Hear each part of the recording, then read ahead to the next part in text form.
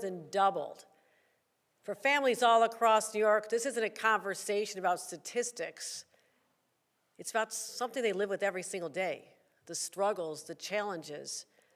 And trust me, I hear you. I get it. But I'm not just listening. I'm taking action.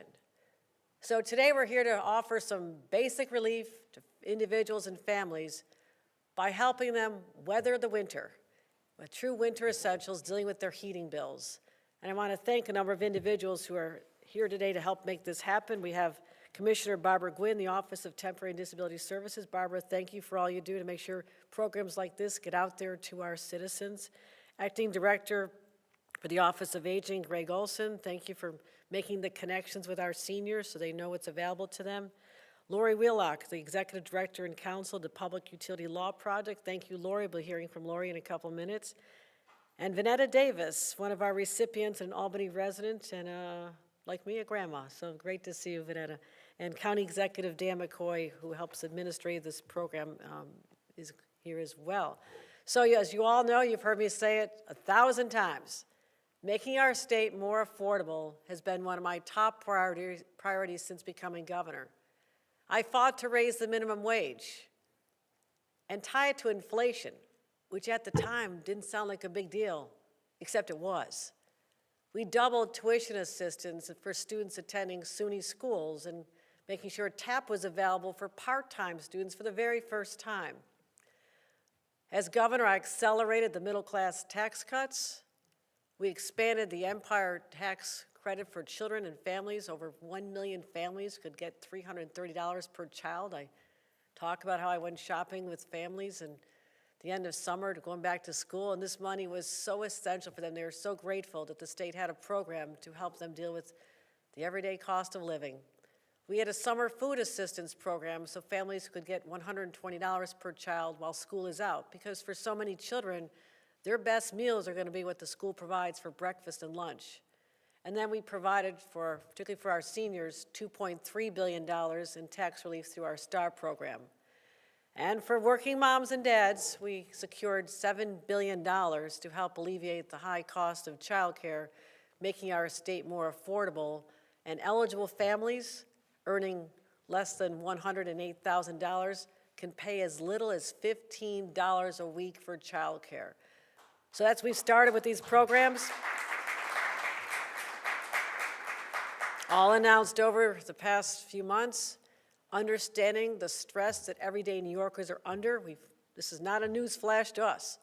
We don't need to see a poll to tell us this is something that New Yorkers have been struggling with for a long time, and they're looking for help. So we're not resting on our laurels with these programs. I'm always looking for more ways to ease the burden on hardworking people across our state. Let's talk about something that's a major driver of costs for our families, utilities. Significant monthly expense, especially when it gets cold and the thermostat has to go up. We've all been there, walking around the house. This reminds me of my childhood, a lot of kids. My parents saying, turn out the lights in the room, don't be wasting electricity, don't use so much water, you have to take such a long bath. Your brothers and sisters are all waiting for the same bathtub. I'm going to tell you it was not the best experience. But also just keeping the thermostat down. Walking around Buffalo with heavy sweaters on so my parents' heating bill didn't go off the charts. That is still the existence for New Yorkers today.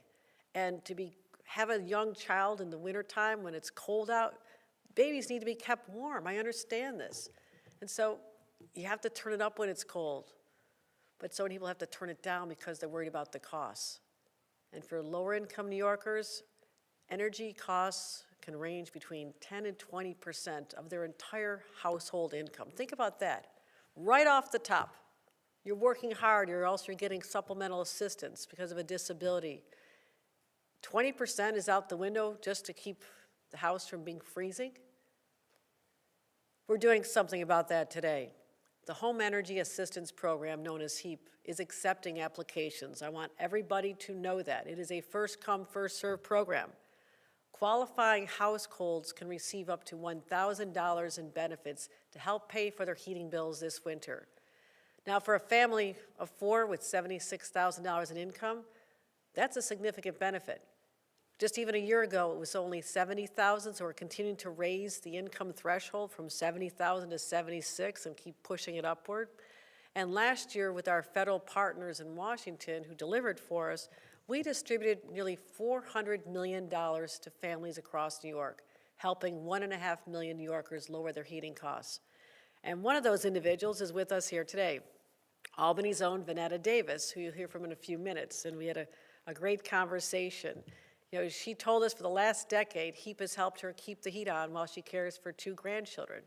And it's hard, living on fixed income and the cost of everything going up, and you know, a 7-year-old and a 12-year-old she's taking care of. She is the primary provider for these children, and becoming a parent all over again, but taking care of them with a lot of love, but also a lot of expenses. And she'll talk to you about what this program has meant to her. And she told me this program was literally a lifesaver. And I want to make sure that every single New Yorker who needs our help knows to apply now and has access to the same life-saving support. Whether your home is heated by natural gas, oil, electric, or any fuel, Heap can help offset the costs. And the good news is the program doesn't just pay for utility bills. It can be used to offset the cost of fixing or even completely replacing a busted heating unit, which could be debilitating for a family. Qualified homeowners can receive a benefit of up to $4,000 for an existing unit, and for a complete replacement, $8,000 is available for you. So we hope to offer a helping hand to everybody who needs it, but as I said, this is a first-come, first-served program under federal guidelines, and I want people to apply now so you're literally not left out in the cold, because you don't have to just be from Buffalo to understand how bitter cold it can be in the wintertime, and I want more people to go to our website, ny.gov/heat, for more information on how to apply. So even if it seems like it's a mild winter, we have a lot of challenges. You just never know what Mother Nature is going to bring, as I'm heading shortly to look at the damage caused by raging wildfires in the fall, normally a wet season for us. So you can see what is happening with climate changes, bitter colds across the state, or else droughts. I mean, we are experiencing extremes like you never could have imagined. But we don't know how long this respite from the weather will continue, so we have to recognize there'll come a day when that thermostat's going to be turned up high, and as much as I'd love to have 75-degree temperature in January, I'm not going to keep dreaming and hoping for that. We're going to keep providing programs like this, and hopefully New Yorkers will get some relief. January 2nd, applications are open for emergency benefits, and anybody who risks having their utilities turned off or running out of fuel, there is help for you as well, and you can apply for up to 2 emergency benefits this winter. And I do want to take a moment to thank our partners in Washington, as I mentioned a couple of times. The Biden-Harris administration has been extraordinary in ensuring that programs like that are out there for people. When you think about the high cost of living states, it's because we have weather that requires our citizens to keep the temperature on higher longer throughout the year because of our positioning in the Northeast. And I want to thank Kirsten Gillibrand, Chuck Schumer, our senators, and Congressman Paul Tonko, who couldn't be here today, but were very, very helpful to this. So they wanted to be here. They have business in Washington, which is always important. And again, I want to make sure that everyone takes advantage of this and do your part. You know, we're going to send a message to our to Washington. This is a top priority for New York State. Don't take it from me. Take it from Vanetta Davis, who you'll be hearing from in a couple moments. And making New York more affordable is not just a policy priority for me, it's a personal mission. Every program we launch, every benefit we expand, every initiative we undertake is based on making New York a better place to live and making life a little bit easier. That's what this program is all about. So we hope that you'll spread this around, let people know, because it's an important program, and I want to thank everybody participating in this. You'll also be hearing from Lori Wheelock, who's the executive director, will talk about how important this is for all of us. So now I'd like to introduce her and thank her for all the great work she does at the Public Utility Law Project of New York. And again, these programs are essential for New Yorkers. Let's keep them going. Washington, D.C., we will continue to need your support to fund the Heap program and even increase it as the cost of living continues to escalate for everyday New Yorkers. Thank you very much. With that, Lori?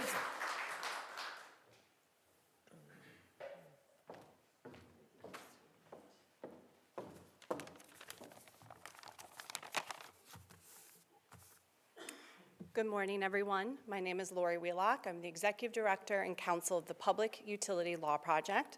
We go by Pulp for short. And Pulp's entire mission is educating, advocating, and litigating on behalf of New York's low-income utility customers. And this is our season. It's a cold, windy day here in Albany, and I know my team is already taking phone calls and taking emails about this program. And so what is Heap? Heap is immediate financial relief to help people with their energy bills over the cold winter months. And to be honest, no family in New York should make that difficult decision of do they put their bills, like do they pay their bills now with energy costs at the top of mind, or do they buy groceries, do they buy medicine? That difficult financial decision of what to pay when is something we hear about every single day. And that's why Heap is important. It's immediate financial relief that alleviates that financial pressure on energy costs. And so Pulp's team has been ready since day one to get the word out. Last week alone, we had 2 individuals call us by Friday morning at 10, unaware of what Heap was or how it could help them. We had a single mom with 4 kids. They just moved. They're trying to get that home set up for winter. They're trying to get ready for the holidays. And their mom called and was just wondering what to do to get ready for energy bills this winter in a new home. So we directed her to mybenefits.ny.gov. We got her applied, and she, feels that alleviation of financial but also emotional strain getting ready for the winter. We also had a retired, recently retired older adult contact us who's trying to figure out how to get ready with this new financial reality ahead of them. Now I'm living on a fixed income, I'm not getting that regular paycheck. What can I do to really control my utility bills and get ready for energy costs? So we got him right over to Albany County Department of Social Services. He applied and got pre-approved and knows that financial relief is on its way. In just a few minutes, you're going to hear from Ms. Vanetta Davis, who is coming here today to share her story. And we thank her for doing so because there are so many out there that are living this story and so many people who are unaware of how Heap can help them. And it is a lifeline of financial relief. So Pulp is so grateful to be here today. We thank the governor for her leadership on affordability. Commissioner Gwynn, to you and your team, Office of Aging, we're all out here. We're doing this together, and we thank you for having us here today. Now, though, I'd like to introduce to you Ms. Vanetta Davis from Albany County, who's going to share her story and her support through the Heap program. Ms. Davis.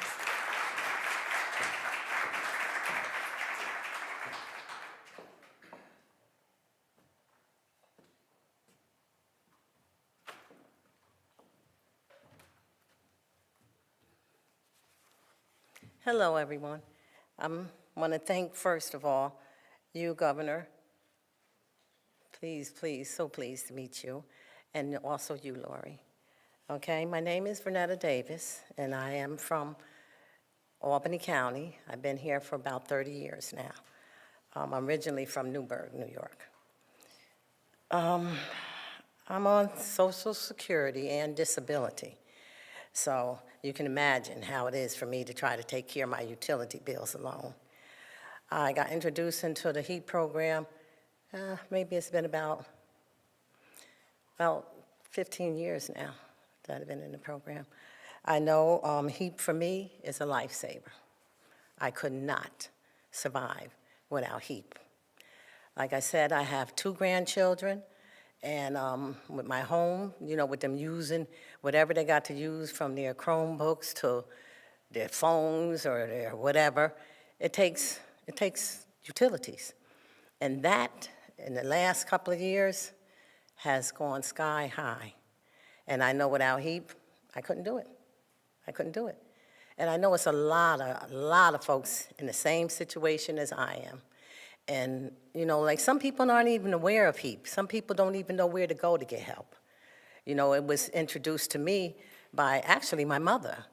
She's deceased now, but she said it's got to be something out here in New York State that can help you, to help a lot of us that's living on a fixed income. And I just want everybody to know that this program has to stay. It's a necessity. It's a definite necessity for people that's, me, a single parent, and trying to survive. There's no way. And I just hope and pray that it continues and that folks get to know about it. I really do. And I want to thank you again, Governor, for talking to you today and letting you be aware of it, which you already are. Again, thank you, and I'm pleased to be here to let everyone know about Heap.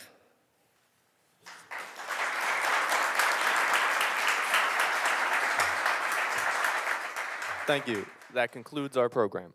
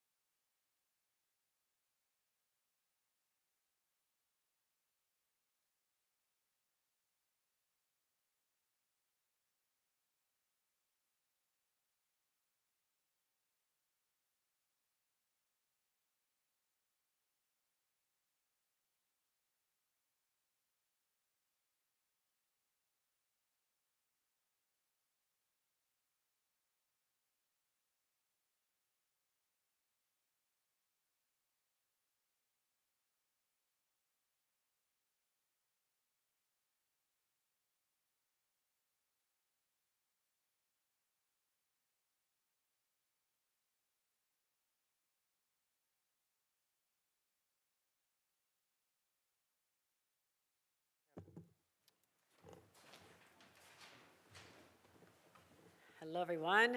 Always happy to take your questions, but I also have to go survey some fire damage, so I'll be a little briefer than normal, but unless you want to talk really fast.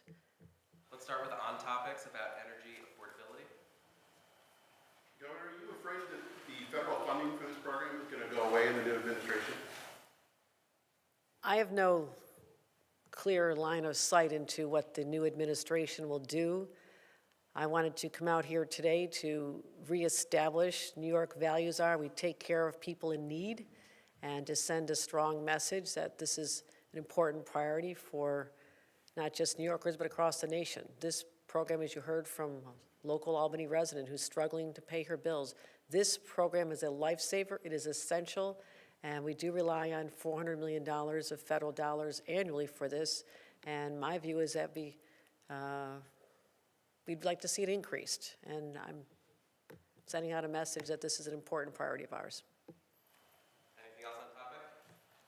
All right, let's move to Oz. Jason, you had your hand up first. After all these House victories, Governor, do you have a message for Nancy Pelosi? We're counting on California. The results aren't in yet for California. I'm proud of what we did here in New York. I'm very proud of what we did here. 5 out of 7 wins in our swing districts, defying the national odds. We worked hard. We had good candidates. We were right on the issues. That's how you win. We'll continue to do that. Governor, people like you who have advocated for congestion pricing say that they feel like it's kind of like a now or never moment between public comments, between potential MTA board actions. I heard you say to my colleagues last week that you've been in conversations with the federal government. I'm curious, and I think readers are probably curious, exactly what is the nature of those conversations? Are you looking at a toll that is within the range, the 9 to 15 range? Are you looking for something that's perhaps lower? Have you spoken personally with Pete Buttigieg? Have you spoken with Polly Trottenberg? What's going on, and would you like to sort of push this through in the next few weeks? We'll be making some announcements in the near future on what is going to transpire with respect to congestion pricing. These conversations are not new. We have been in communication with the White House, the Federal Highway Administration, the Biden Chief of Staff, Secretary Buttigieg, since June, to talk about my belief that when inflation was escalating and New Yorkers were struggling, that $15 was just too much. I've said it over and over and over. I still believe that while inflation is starting to come down, we're seeing some progress, $15 is still too much for hardworking New Yorkers who have to get up every day and go to work and pay additional costs, those who do not have public transportation available or it does not fit into their work schedule. So I think it's important that we always stay in touch with our constituents and what they're saying and what they're feeling. So that dollar amount has been, in my opinion, too high. So the conversations are around how we address that. We also want to reaffirm our commitment, as I have since June, that we will have the proposal to solve the funding for the MTA in place by the end of this year. We also have a 5-year capital plan that requires our attention right now as well. The timing is such that these are two, decision points on where we go forward with the MTA.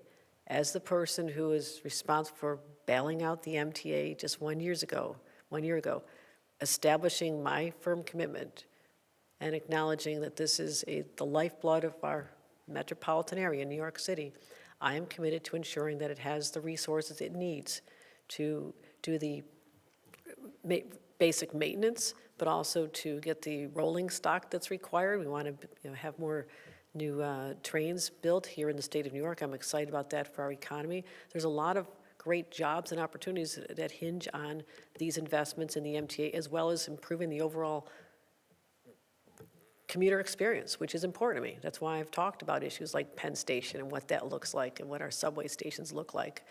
The nature of my conversation with the president-elect surrounded that desire of mine, which has been there from the beginning, to give New Yorkers a world-class experience in every sense of the word, in every connection they have with us, and transportation is an important part of that dynamic. So we'll be talking more, over time about what exactly that looks like. I will not be speaking about any specifics today. Is it too late, though, given there's people in New Jersey are obviously opposed to this? You have Republicans and Democrats from commuting areas around the city who remain opposed. I think what people need to know about me, after 3 years, the loudest voices do not get me to change my opinion. I am firm in my belief that I am a fighter for New Yorkers. And when I know that something is too expensive for them, I will endure the lawsuits, the ads, the criticism, because I believe that we need to start listening to our constituents. It was too much. So 9 lawsuits later, I'm still standing and still the governor of New York, and plan to put forth a proposal that'll fund the program, deal with mitigation of environmental impacts, congestion mitigation as well. We have a plan to do this, as we have had since June. Needing some more time to work out details, this is the process that we envisioned. It was planned for all along. And so we had contingencies based on which administration was also elected, knowing that one administration is more hostile to the concept than the other. We are preparing for all contingencies. That's what my team has been doing in consultation with many people. Governor, were you involved in any of the conversations, or was there any conversations with the Sumitomo operation in Western New York, which has closed down and at least 1,500 jobs are gone? What can you tell us about that as to what, if any, involvement the governor's office had beforehand, and now what could be done to? No, this is something, I just was on a call on this yesterday again.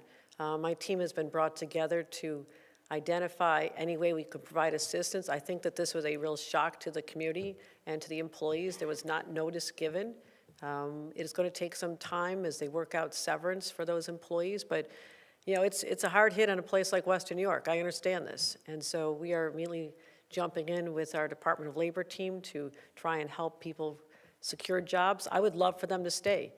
This is a decision out of Japan. They're telling us they're not staying. So immediately, my thought turns to the use of that property. I know it well. It is right on the Niagara River. It has close power sources from the Niagara Power Authority, Niagara Falls Power Plant, as well as plenty of clean water. I think that that property can be used for incredible purposes as we continue our innovation economy and our advanced manufacturing. And I am very concerned about every one of those workers. They did what they were asked to do. They showed up for their jobs every single day. They rolled up their sleeves just like all my neighbors in Western New York do when they go work at these factories. And this has been a real, kick in the teeth to a community that didn't deserve this. So we have been involved communicating Empire State Development. Is there anything we can do, anything financially, any assistance you need? And the decision was already made, and they don't look like they're about to reverse that. We've been in communication with our federal offices as well, just to see is there any way to save the jobs. But the company decided that, for financial reasons, it's not viable for them anymore, and they've given pretty firm notice that they're leaving. Was there any advance at all that this was going to happen? No. You found out when you found out that. I found out when I found out, that's right. No, they did not telegraph this earlier. They did not say, if you can do this for us, we'll stay. Or it was presented to us as a very firm decision, and that is deeply, it's sad. It's a sad day for Western New York, no doubt about it. My brother used to work at that company. It's a company that's been part of the DNA of Western New York's industrial economy for a long time. We're very proud of the work that people did there. Those are hardworking people, and we're going to help them get jobs. Governor, to that point, I'm wondering if you have a response to Congressman Lawler, who blamed you for the closure of the plant. Obviously, he's making, noise about potentially running for governor. He says the only way we change things for the better in our state is by changing governors. Do you have a response to that? I certainly do not. Governor, do you have a reaction to Elise Stefanik and Lee Zeldin being tapped for the Trump administration? Certainly, these are not individuals I would have picked in an administration, but Donald Trump won the election. It's his prerogative to select who he chooses, and certainly there are individuals that are well-known to New York State, and so hopefully they'll look out for us in their positions. And the EPA is a very important position to the residents of all across the state, but particularly Long Island. And clean water, clean air, building up climate resiliency, acknowledging climate change is a reality, especially since Long Island had a 1,000-year flooding event not long ago. Hopefully these are all factors that the new head of EPA will know what was happening in his backyard and to try to help solve problems, not create more. Zach, Martin, go ahead, Zach. A two-year moratorium on some crypto mining operations is ending. Your administration has yet to finish an environmental review of the industry's impact, especially in light with this new administration coming in. What comes next for how your administration is going to approach crypto mining? Is it an industry New York should encourage? Well, it's something we've been studying for some time, and I'll look forward to sharing the results of the study as soon as it's available. But just in general, how do you view the My industry? approach to governing is get all the facts first before making declarations. And so let me look at the results of the study, what the impact is, what the environmental impact is, what the job creation impact is, and all the other factors before I speak on that issue. I'll be happy to address it. Discuss the delay with DEC, why they have yet to release something that was required by state law. I'll be certainly happy to ask them the status. Is there a preliminary? Governor, why should New Yorkers believe you're committed to affordability when you're planning a $9 congestion pricing toll, as well as internet sales tax, payroll mobility tax, and apparently have been planning these for months without letting them know? I disagree with that. There was a law enacted by the legislature, signed by my predecessor. Congestion pricing is the law of the state. I'm the person who stepped up and said $15 is too much, or else there would have been millions of dollars more paid by New Yorkers by now that I stopped. So I think the exact opposite of your premise is true. And you talk about the other programs that you cannot turn a blind eye to that I just enumerated. What we've been doing, billions of dollars in tax cuts and providing assistance for seniors, and what you heard here today, and what we're doing for childcare, what we're doing for back-to-school shopping, and what we're doing for, I don't know how you don't look at that list and conclude that this governor is doing everything in her power and more to ensure that we improve affordability, knowing it's a challenge. I know where I come from. I know the people still left in the trailer park that my parents lived in. I know how people are struggling all across our state. And I will continue to do everything in my power to fight for them, to reduce the cost of living here in New York. So I think, and I'm not, pardon me? Then why unpause the toll? Why unpause the toll? What do you know? Do you know something I don't know? You are discussing unpausing. Everybody's asking me questions. I understand the impatience, but I said we'll have this resolved and publicly announced by the... Workers need to know this, though, if they're planning their budgets for next year, those sort of things. Why isn't this being... New Yorkers who are planning for a $15 increase will be very happy that this governor stood up and says it is not $15. I will let you take that and remind the voters that there's one person who stood up and said, no, it's too much, and heard a lot of commentary on it. So that's who I am. I will stand up for everyday New Yorkers every day of the week. Even a $9 toll would evaporate the $1,000 Let that me- keep let me- assistance in 111 or so days. And also, it is the law of New York State, right? It's the law of New York State. I don't break the law in New York State.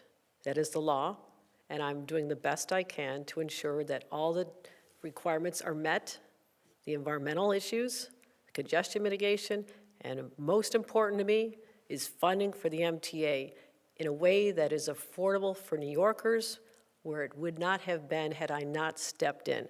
That is what should be recognized. Thanks, everybody. Could $9 hurt Democrats?